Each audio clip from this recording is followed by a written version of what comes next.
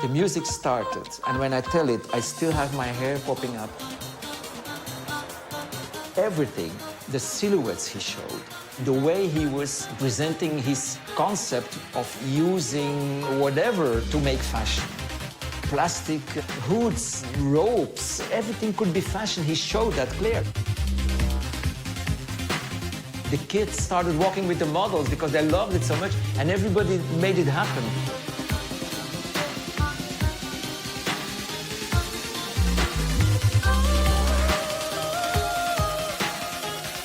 At the end of the 17 minutes of that the show lasted, we knew we had lived the moment of Martin Margiela.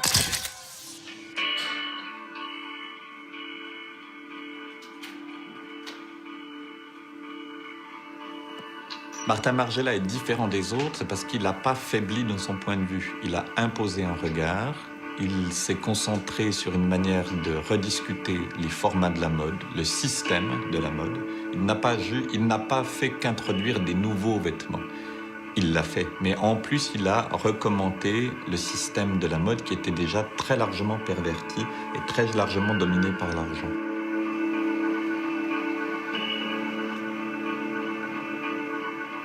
There was a tradition in Antwerp of creativity. The Antwerp Fashion Academy was the first fashion academy in Antwerp. All these young students, they saw it as their only opportunity to study fashion in that time.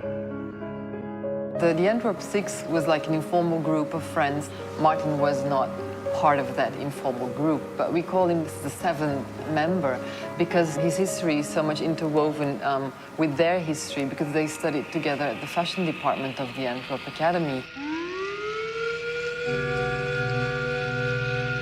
They were the first generation that broke through on an international level, end of the 80s.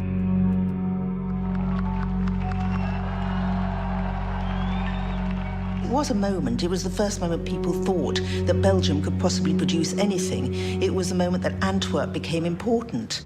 I saw Martin, which was very tall. At that time, I was impressed because he was very tall. On his work, look at me, the sketches I saw, everything, I think it's interesting, it's nice. But let's say that I saw everything, and I was more shocked at the beginning by what I saw. I knew that he could do something great, but I didn't imagine at which point it should be great. It was far. I was not his teacher because he didn't need any teacher. Okay, cool.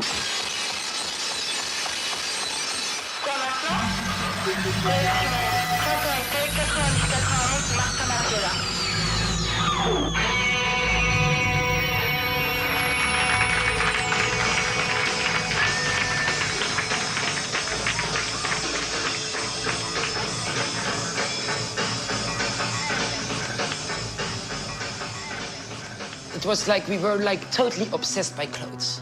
He knew he was going to do something with clothes, that was for sure. We went to like flea markets, like you say in English. The only thing, we bought clothes and clothes and clothes. When we went to Paris, like even when he was not on the academy, it was like we bought like only clothes. And in the evening, it was like putting everything on the bed and we didn't eat. It was a kind of an obsession. I met his mother a few times. One day she was explaining to me, you know what I like to do so much, and I do it, she says, is I buy furniture secondhand and then I change it. I repaint it, I put it together differently and so on. And without saying a word, I thought, my God, this is exactly what your son is doing with the garments. He was bringing a new collection based on deconstructing and reconstructing fashion, so rich as a concept. He wasn't the first to do deconstruction, but he somehow was the first person to really make it believable, partly because I think his cutting is so exceptional. The way that he cut clothes, the way that he shaped things to the body was very well done. You know, anybody can take a sheet and tear it up, but it doesn't necessarily make a great garment. He had a real way of doing things which made the clothes unique.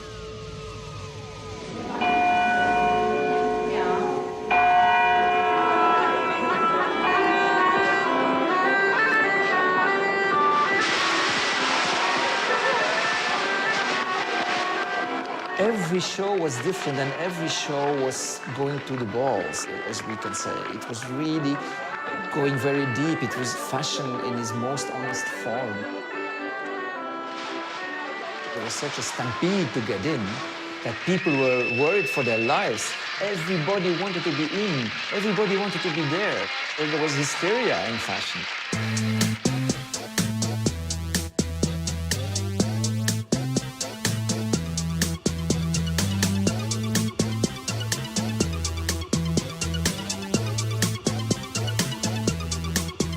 You cover the face, you're forcing a professional public to look at the clothes in a professional way.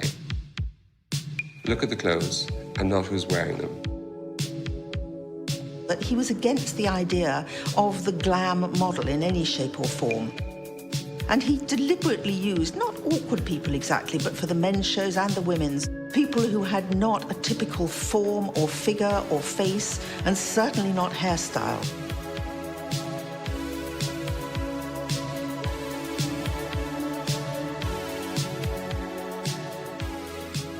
Nine out of 10 times, if there was a black line over the eyes in the lookbook, it's because if it wasn't, we couldn't pay the rights for the models. We didn't have the money.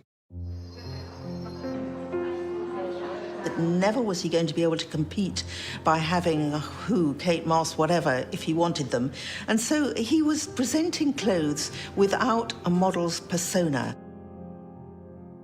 He didn't want to give importance to the faces. The importance was the collection, the garments he was showing, the fashion he was showing. And I think also that, reflecting on his own obscurity, that it played a role also.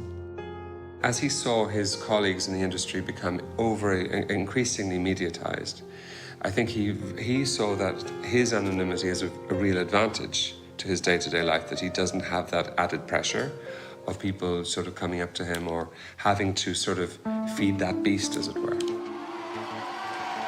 And I think also the fact that he worked with Gaultier for 3 years, who has got incredible verve and gusto to do that type of thing, I think that also was an incredible sort of an apprenticeship for him, and knowing that it's a double-edged sword.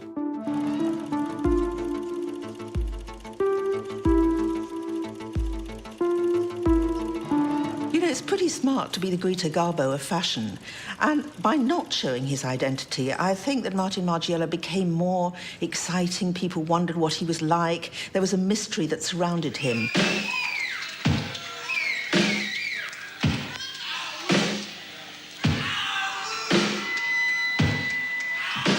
Je pense que Martin Margiela a posé un statut très particulier dans l'histoire de la mode, en ce sens qu'il a succédé à une ère de starification des créateurs de mode, et il a fait de l'anonymat un outil de communication.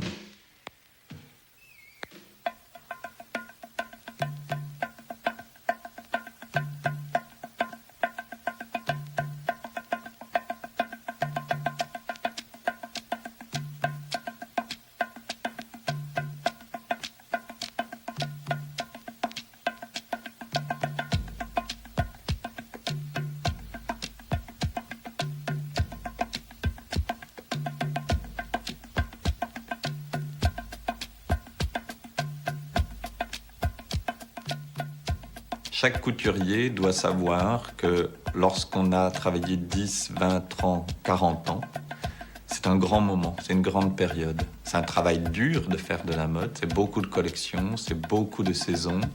Qu'il y a un moment donné, peut-être pour protéger ce travail, il vaut mieux arrêter.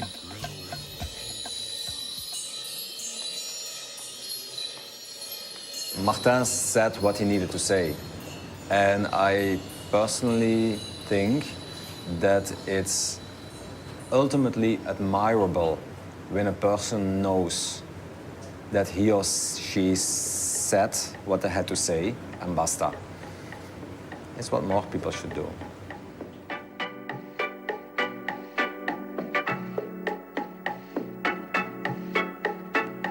Surpris que les jeunes créateurs aujourd'hui ne soient pas plus envieux de cet itinéraire-là. Il a montré qu'on pouvait faire des choses avec rien, d'une certaine manière. Et ça, c'est très rassurant pour le monde.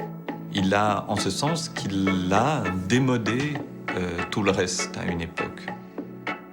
Martin Margiela est un créateur qui a complètement retourné l'histoire de la mode à sa faveur.